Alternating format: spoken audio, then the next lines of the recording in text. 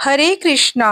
माघ मास के शुक्ल पक्ष की एकादशी को जया एकादशी कहते हैं। इस वर्ष ये एकादशी 8 फरवरी दिन शनिवार को है। इस एकादशी के व्रत में विष्णु पुराण में बताया गया है कि इस दिन व्रत रखने वालों को कभी भी भूत पिशाच इत्यादि योनि प्राप्त नहीं होती।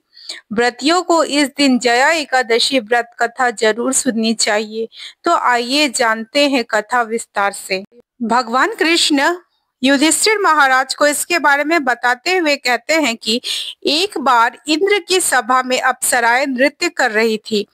सभा में प्रसिद्ध गंधर्व पुष्पवंत, उनकी पुत्री पुष्पवती तथा चित्रसेन की स्त्री मालिनी और उनका पुत्र माल्यवान भी थे। उस समय पुष्पवती माल्यवान को देखकर मोहित हो गई और काम भाव उसके मन में जाग गया।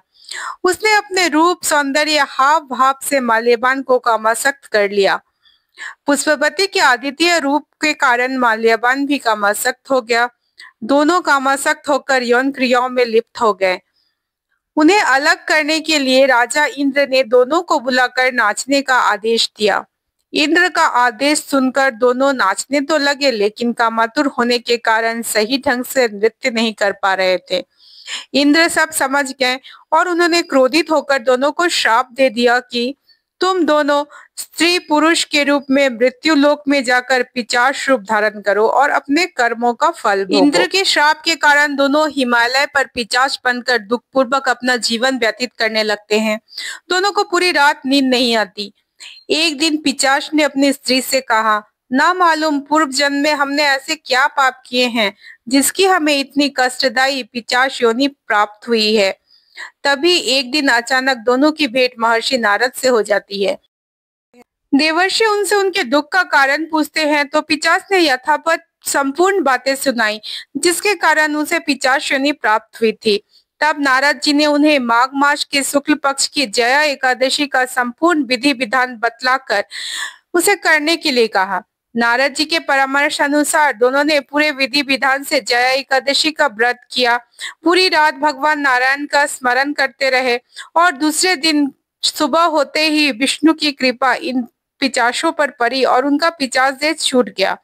दोनों का पूरा शरीर जैसे इंद्रलोक में था वैसा ही हो गया। अपना पुराना शरीर पाकर वो इंद्रलोक में लौट गए। वहां जाकर दोनों ने इंद्र को प्रणाम किया तो इंद्र ने भी उन्हें पूर्व रूप में देखकर हैरान हो गए और पूछा, तुम अपनी पिशाच देह से किस तरह से छुटकारा पाया? तब उन्होंने पूरा वृत्तांत सुनाया। तभी से जया एकादशी करने का विधान है। अंत में श्री कृष्ण युधिष्ठिर से कहने लगे, हे राजन, जया एकादशी के व्रत से बुरी योनियां छूट जाती है।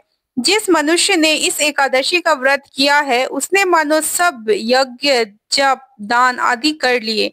जो मनुष्य जया एकादशी का व्रत करते हैं वे अवश्य ही 1000 वर्ष तक स्वर्ग में वास करते हैं। तो ये थी जया एकादशी की व्रत कथा। आशा है कि आपने इस कथा को पूरा सुना तथा इसका लाभ प्राप्त किया। इसी तरह की कथाओं और फेस्टिवल रिलेटेड इंफॉर्मेशन के लिए हमारे साथ बने रहिए। सब्सक्राइब कीजिए और शेयर कीजिए हमारे चैनल को। फिर मिलते हैं अगले वीडियो में। तब तक के लिए धन्यवाद। हरे कृष्णा।